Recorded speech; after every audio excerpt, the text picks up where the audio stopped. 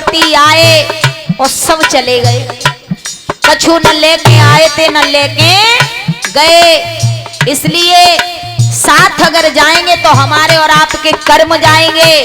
तो कर्म ऐसे करो जो अच्छे साथ जाएं, बुरे कर्म करोगे तो बुरे ही साथ जाएंगे।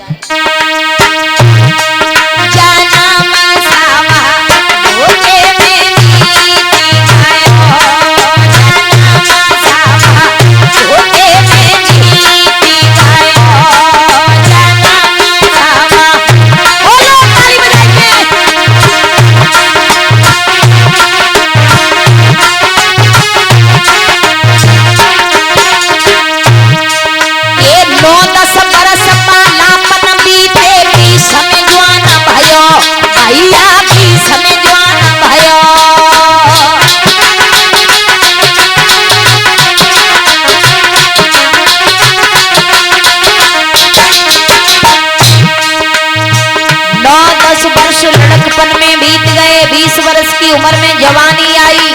हुआ ऐसा भैया 30 वर्ष माया के फेरे देश सभी देश गयो, जन्म सभा छोटे में बीत गयो, जन्म भैया छोटे में बीत गयो।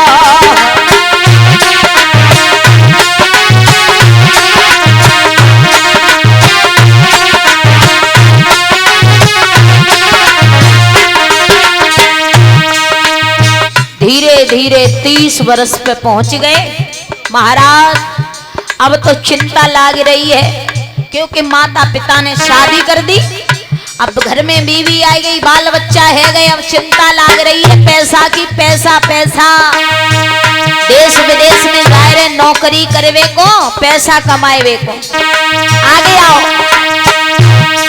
ये 40 वर्ष अंत जब लागो पालो मोहनयो, भैया पालो मोहनयो।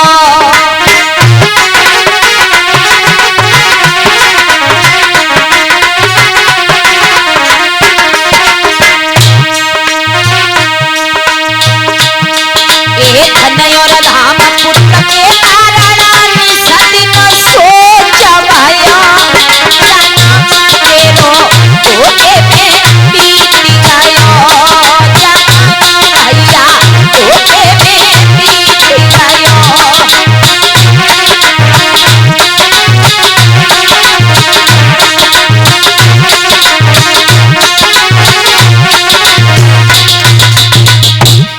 महाराज आगे आओ।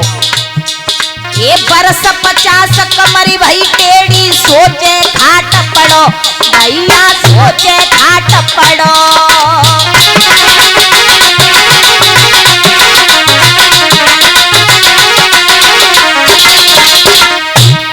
धीरे धीरे 50 वर्ष पे पहुंच गए, कमर टेढ़ी है गई है, खटिया पे डरे वो टूटी है, सजी ना है। खटिया के बान नीचे को लटक गए। लड़का ने बहू ने टूटी खटिया डाल दी, उठा के ले आंगन में पड़ो रहवे हैं। अब खटिया पे पड़े पड़े सोच रहे हैं सारी जिंदगी न्योई निकल गई, कबहू बैठ के भगवान को 10 मिनट भजन नहीं कर पायो। ए लड़का बहू अब बोलत बोली, बुढ़ऊ नाई मारो, जन्म सभा धोखे में बीत गयो, जन्म भैया धोखे में बीत गयो।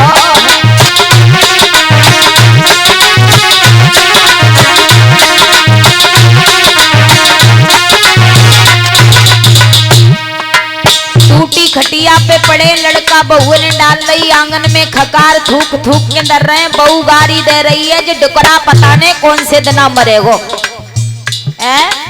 जे डुकरा मालूम ने कब मरेगो, तब मेरो चोला शांति आवेगी मेरे चोला। भैया वजन नाई कियो, लड़का बहुवन में पड़े रहे, माया जोर जोर के धरी कमू 10 रुपया दान करे, वो नाई जाने के कैसे होते। अगर कहूँ दानों करवे गए, भागवत में गए, सत्संग में गए, तो बुढ़ा के मन में आई लाओ 10 रुपया गद्दी पे चढ़ाए देवे। लेकिन जेब में हाथ डालो तो भैया 10-10 के खरे नोट धरे और एक फटो धरो है, 4 जगह ते फटो है, 4 जगह ते, और बाऊ में टेप छिपको है। तो सोच रहे हैं 4 जगह ते फटो है, जाइए भागवत में चढ़ाई देने, क्योंकि दुकान पे तो चले वो ना, भागवत में चल जावे वो, है ना। तो दान करो, धर्म करो, ऐसा करो जो भगवान को अच्छा लगे, है ना। जीवन में पैसा बैंक में भर के रखो, अच्छी बात है, क्योंकि बिना पैसा के भी दुनिया में कोई किसी का नहीं है। भगवान ये नहीं कहते कि पैसा मत कमाओ, बिल्कुल कमाओ, लेकिन इसके साथ साथ हमें दान धर्म भी करना बहुत जरूरी होता है। आगे लिखा है, एक बरस 60-70 के भीतर बाल सफेद भये, भैया बाल सफेद भये।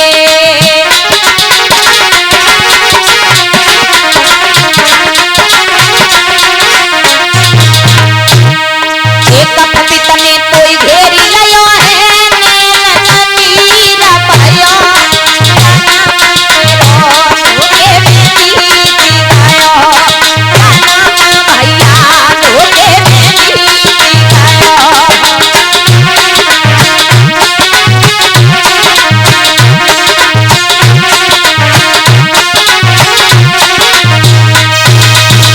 सारा जन्म धोखे ही धोखे में निकल जाता है? कभी दान धर्म करना नहीं जान पाए, चोरी डकैती बेईमानी करके धन इकट्ठा किया, बैंक में जमा किया। महाराज कितना भी कर लो, लेकिन भगवान ने बहुत बढ़िया करो जो कफन में जेब ना सिलवाई। और काऊ तरीका से परीक्षित महाराज कफन में जेब बनी होती तो आदमी मरवे ते पहले 100 रुपया वही कफन की जेब में घुस के धर ले, तो 1 रुपया रह न जावे, है। तो ध्यान रखना, कमाए ले नर हीरा मोती, कफन में जेब नहीं होती। कितना भी कमाओ लेकिन कफन में जेब नहीं है, जो साथ में ले जाओगे, जो कमाया वो सब यही का यही रह जाएगा। बड़े बड़े यहाँ से गुजरे जो यहाँ के माली थे, और सिकंदर जब गया घर से तो दोनों हाथ खाली थे। सिकंदर बादशाह बहुत बड़ा राजा था, इतना बड़ा जहां से सूर्य निकलता था, जहां सूर्य अस्त होता था, वहां तक का राजा। सिकंदर बादशाह ने अपने लड़कों से कहा, बेटा जब मैं मर जाऊं तो मेरे दोनों हाथ टिकटी से बाहर निकाल देना। बेटों ने कहा, पिताजी जब आदमी मत जाते हो तब के हाथ तो छाती पे दे जाते किट्ठे करके। बोले नहीं, मेरे हाथ इसलिए बाहर निकाल देना, दुनिया वाले लोग मेरे खाली हाथ देखेंगे तो उन्हें इस बात का ज्ञान होगा कि जब सिकंदर बादशाह खाली हाथ जा सकता है तो हम और आप कौन से खेत की मूली हैं, क्या लेके जाएंगे। इसलिए भैया यहाँ पे सब अपने हैं, लेकिन फिर भी कोई किसी का नहीं है, सब मतलबी स्वार्थी जमाना है। अगर साथ में केवल जाएगा तो भगवान का भजन साथ में जाएगा। इसलिए जीवन में कथा भागवत सत्संग कीर्तन हमेशा कर लेना चाहिए, क्योंकि ये समय बार बार हमें नहीं मिलता है। आइए ज्यादा इधर उधर की बातों पर गौर न करके चलेंगे। आप सभी की कथा हो रही है, इसमें आप सभी लोग कथा में समय से आ जाया करें, थोड़ा काम जल्दी जल्दी कर लिया करें, है ना। रोज रोज के ये सारे काम नहीं है, बस 5 दिन की और बात है। आइए चलते हैं। श्री तीर्थ नैमिषारण्य में 88,000 ऋषि मुनि बैठे हैं, और उन्हीं ऋषि मुनियों के बीच में महाराज सूत व्यास जी कथा श्रवण करा रहे हैं। तो भी कथा आप सुन रहे थे महाभारत की, और मैंने कल बताया था इसमें एक नहीं अनेक कथाएं हैं, संक्षेप के रूप में दी गई हैं। कथा सुन रहे थे महाभारत की, तो महाभारत वैसे बहुत बड़ा है, लेकिन भागवत के अनुसार संक्षेप में दिया गया है, विस्तार में नहीं, है ना। तो महाभारत की सुंदर सी कथा चल रही है। महाराज जब पांडवों ने सुंदर सुंदर महल भवन बनवाए, उन्हें देखने के लिए दुर्योधन गया। दुर्योधन ने जब देखा तो दुर्योधन देखते ही रह गया। इधर पांडवों ने देखा कि भवन बन गए, इनमें रहने के लिए हमें गृह प्रवेश करना चाहिए। बाकी की कथा जो पीछे की है वो अभी हमारे भैया जी के मुखारबिंद से आपने श्रवण की थी।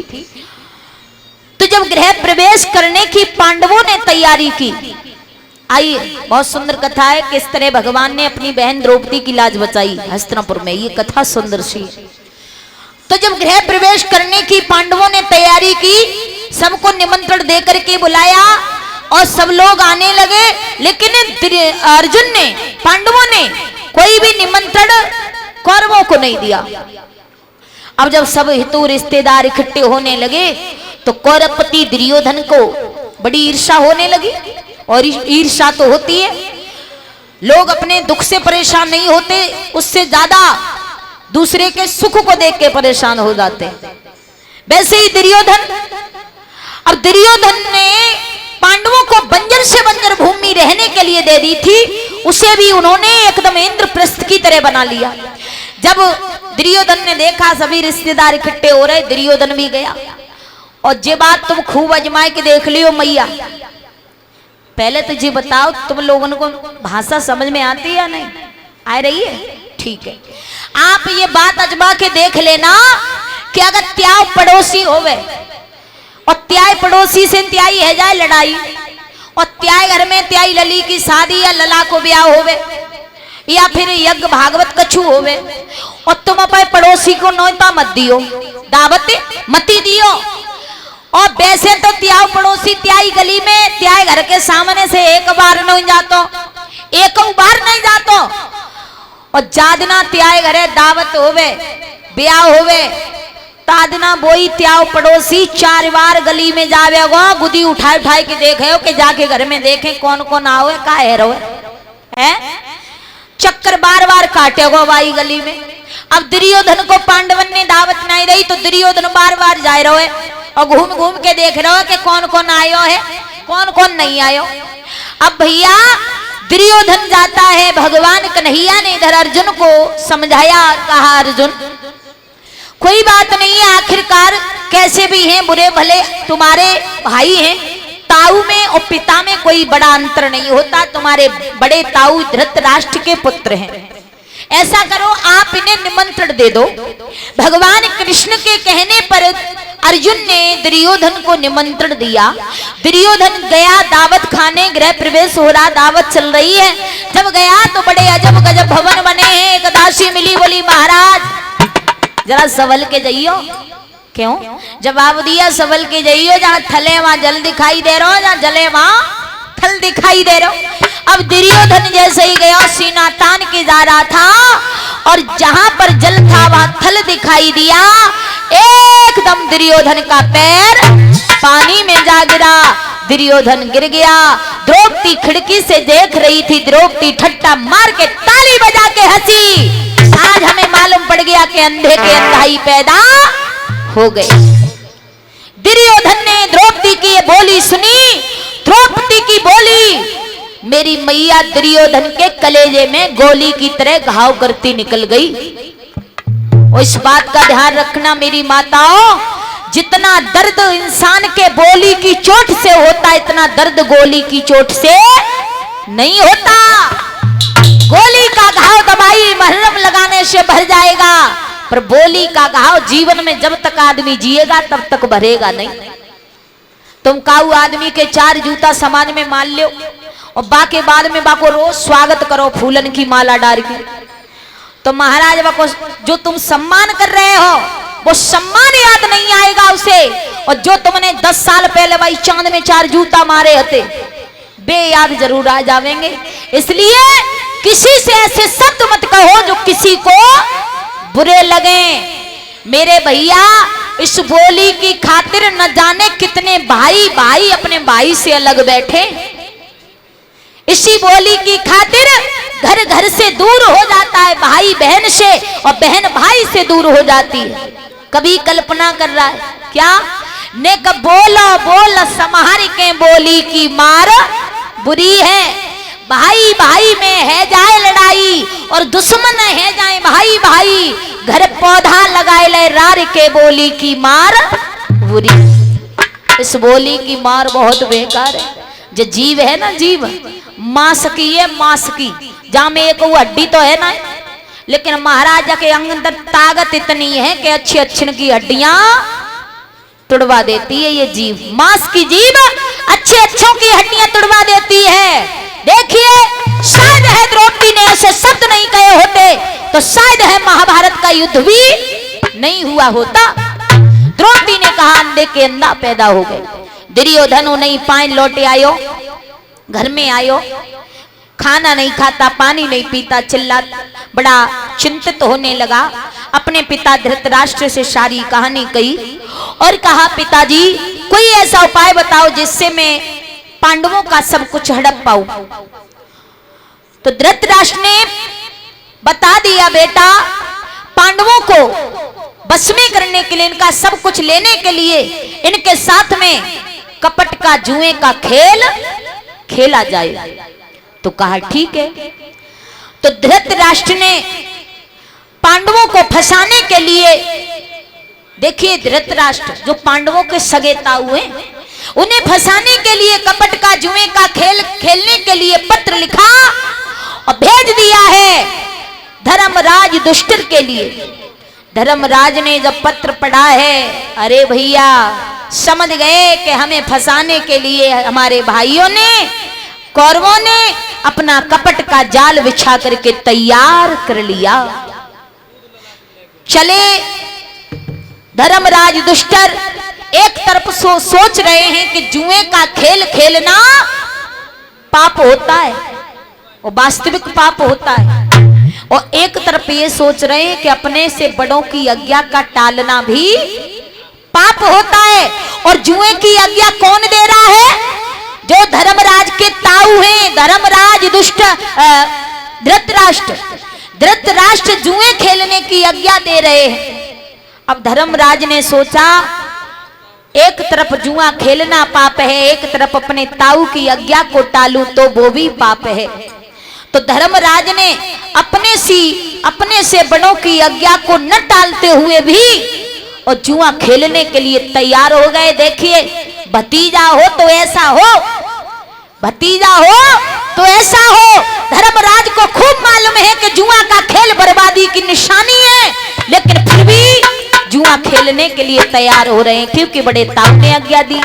तो कवि ने कल्पना की है क्या सोचा धर्मराज जी ने कि माता पिता और गुर की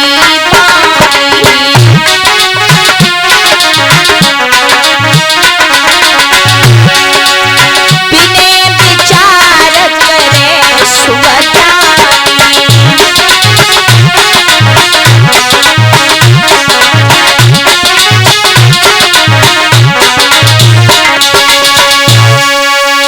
धर्मराज ने सोचा मात पिता और गुरु की वाणी बिने विचार करे शुभ जानी। माता पिता गुरु की वाणी को लोग जो समझदार होते हैं वो टालते नहीं है, चाहे वो फिर बर्बादी करने की भी आज्ञा क्यों न हो। अब धर्मराज चले हस्तिनापुर की सभा में पहुंच गए। हस्तिनापुर की सभा में पहुंचे, कपट के जुए की तैयारियां हो चुकी हैं। कौरवों की तरफ से आया है मामा शकुनी जुआ खेलने। क्यों आया? वैसे जुए का नियम ये होता है मेरे दादा कि जो जुआ खेले वही पासे फेंके, लेकिन आज उस हस्तिनापुर की सभा में उल्टा होने जा रहा है। जुआ खेल रहे हैं कौरव, पासे फेंकने के लिए आया है मामा शकुनी। क्यों?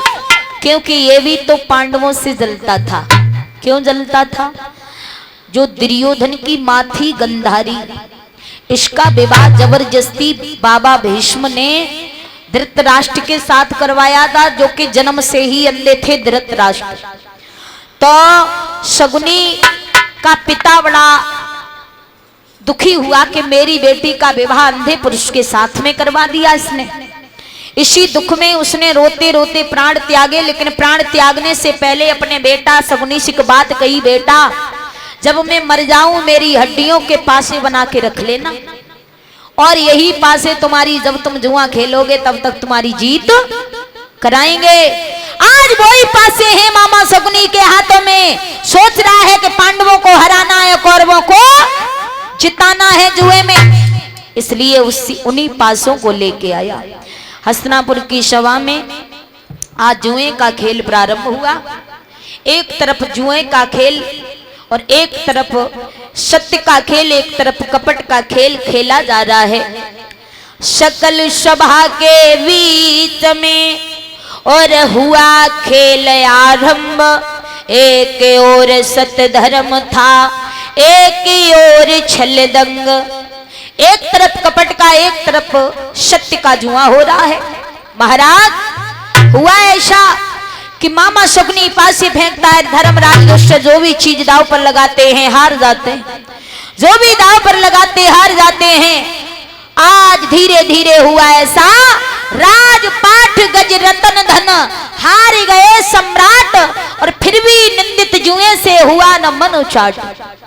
राजपाट गज रतन धन सब कुछ हार गए धर्मराज, पास में कुछ भी नहीं बचा। अंत में मामा शकुनी से कहा है कि मामा अब हमें माफ कर दो, अब हमारे पास दाव पे लगाने के लिए कोई वस्तु नहीं बची है। भैया शकुनी ने कहा है, बेटा भांजे अभी तो तुम्हारे पास वो कीमती चीज है जिसका ध्यान नहीं है। बोले हैं सुनो बेटा, हाथी दुर्बल हो जाता है फिर भी हाथी कहलाता है, राजा भिक्षुक बनने पर भी राजा ही माना जाता है। हाथी अगर मर जावे तो वह मरे भय हाथी को क्या कहोगे? हाथी कहोगे घोड़ा? बोले हाथी। तो फिर आप कैसे कह रहे हो हमारे पास में कुछ नहीं है? अभी तो एक वस्तु और है, क्या है? जवाब दिया है, हे महाराज धर्मराज दुष्टर, अभी तो आपके पास वो चीज है जिसका आपको ध्यान नहीं है, कुछ पास से आपके बचा नहीं। ये तो नृप की नादानी है और बदने के लिए भी बाकी द्रौपदी महापटरानी है। महलों में द्रौपदी बैठी है, दाव पर लगा दो। धर्मराज ने सोचा नहीं, विचारा नहीं, द्रौपदी को भी दाव पर लगा दिया। मैया द्रौपदी को भी जुआ में धर्मराज दुष्टर जी हार गए। हार गए। देखिए जुआ इंसान की बर्बादी करके रख देता है। इसलिए मेरे भैया होनी बड़ी बलवान होती है, इस होनी से कोई नहीं बच पाया। जहां तुम बैठे हो, सो रहे हो, जाग रहे हो, चल रहे हो, बैठे हो, खड़े हो, होनी को कोई मतलब नहीं होता। होनी आती है तो आके ही रहती है। भैया होनी होनहार बलवान जाए, कोई मत मानो झूठी। होनी के प्रताप के कई महलन में रूठी, और राम गए बनवास देह नप दशरथ की छूटी। होनी होनहार बलवान जाए, कोई मत मानो झूठी। होनी बड़ी बलवान होती है। होनी रावण के ऊपर आई, भगवान राम की पत्नी सीता को चुरा ले गया।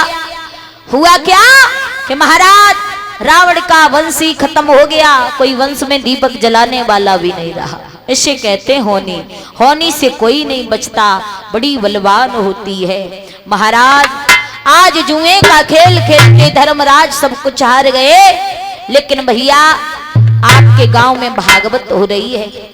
मैं तो यही कहूंगी कि जहां पर तो लोग खैर कम ही बैठे हैं, आवाज जा रही हो तो मेरी बात को ध्यान से सुनना कि जुए का खेल और शराब, जिस व्यक्ति के जीवन में ये दो चीजें आ जाएं तो समझ जाना कि घर अब विनाश के रास्ते पर चलना शुरू हो गया। जुआ खेलना और शराब पीना इंसान की बर्बादी करवा के रख देती हैं दो चीजें। मैंने ऐसे ऐसे घर देखे हैं जुआ और शराब वाले लोगों के कि रहने के लिए टूटी झोपड़ी नहीं होती, पत्नी पर वस्त्र साड़ी पेटीकोट ब्लाउज नहीं होता, बच्चों के लिए खाने के लिए अन्न नहीं होता, लेकिन शराब की लत लग जाती है तो शराब चाहिए। शाम को शराब जरूर चाहिए, चाहे घर में रोटी बने या नहीं बने। लेकिन भैया इन चीजों से हमेशा अगर बच के रहो तो बहुत बढ़िया बात है। कभी कल्पना कर रहा है क्या कि जुआ खेलना महापाप और संताप बने हो में भारी, और बुद्धि विवेक ज्ञान नशी जावे और हंसी हो जग में भारी।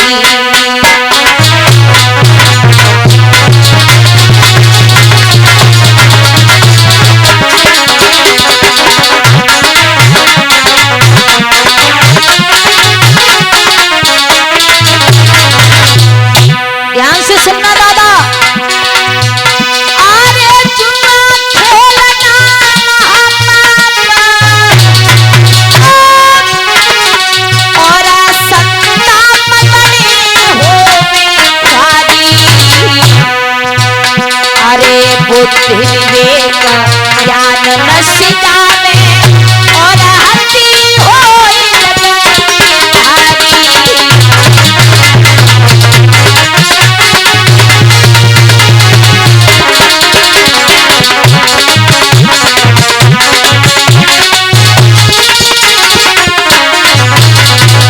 भैया जुआ का खेल खेलना बहुत बड़ा पाप होता है। इससे जुआ खेलने वाले लोग ये सोचें इज्जत सम्मान मान मर्यादा बढ़ती है, बढ़ती नहीं है बल्कि मिट्टी में मिल जाती है। और तुम्हारी नहीं, तुम्हारे बाप परदादा तक की इज्जत सम्मान मिट्टी में मिल जाता है। इसलिए जुआ और शराब से हमेशा बच के रहना चाहिए।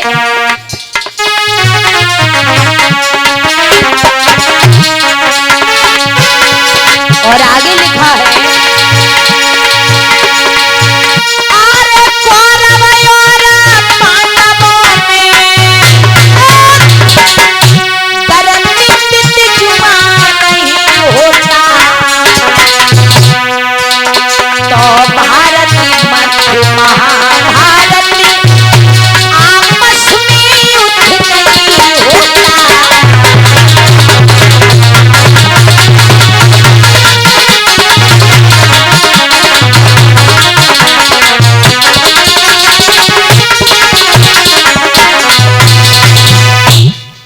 कौरव और पांडवों में परनिंदित जुआ नहीं होता, तो भारत मध्य महाभारत आपस में युद्ध नहीं होता। नहीं होता। शायद कौरव और पांडवों में निंदा का जुआ नहीं होता तो इनमें युद्ध भी नहीं हुआ होता। भैया ये दो चीजों से हमेशा बच के रहना चाहिए। इनकी लत ऐसी है अगर लग जाए तो फिर छुटना बड़ी मुश्किल हो जाती है। मन को लगाओ तो अच्छे कामों में लगाओ, अच्छे कामों में मन लगता नहीं है और अगर तुमने एक बार लगा दिया तो फिर हटना भी बहुत मुश्किल की बात हो जाएगी। इसलिए जितना बच सको उतना बचो। शराब पीने वाला व्यक्ति अगर हो और गली में से निकल के जा रहे होवे और अगर बाय लोग देखे तो मालूम है क्या कहते हैं, फलाने साहब को लड़का जा रहा है नंबर 1 को सड़प्पा है, सबरी बेच पी ले जाने तो है, सबरी जमीन बेच के पी ले भैया। इसलिए इन चीजों से बच के रहना चाहिए। आज दुर्योधन ने देखा दुशासन को बुलाया, भैया दुशासन अरे खड़े खड़े क्या देख रहे हो, चले जाओ द्रौपदी को खींच के हस्तिनापुर की सभा में लाओ, नंगा करके मेरी जंगा पे बैठा दो, जाओ। दुशासन चला, दुर्योधन बोला भैया आज तक तो द्रौपदी 5 पांडवों की नारी थी, लेकिन आज के बाद कौरवपति दुर्योधन की नारी बनी चुकी है, जाइए जल्दी से लेके आइए। दुशासन चला, द्रौपदी मैया के महलों में पहुंचा, द्रौपदी से कहा भाभी हाँ हस्तिनापुर की सभा में तुम्हें बुलाया है, हमारे साथ चलो। द्रौपदी ने मना कर दिया, मैं शादी हुए इतना समय हो गया कभी भी सभा में नहीं बुलाया गया, लेकिन आज कौन सी आवश्यकता पड़ गई मेरी जो सभा में मुझे बुलाया जा रहा, मैं नहीं जाऊंगी। द्रौपदी ने मना किया। दुशासन ने कहा भाभी तुम्हें चलना होगा। क्यों चलना होगा? जवाब दिया तुम्हारे पति तुम्हें जुआ में हार चुके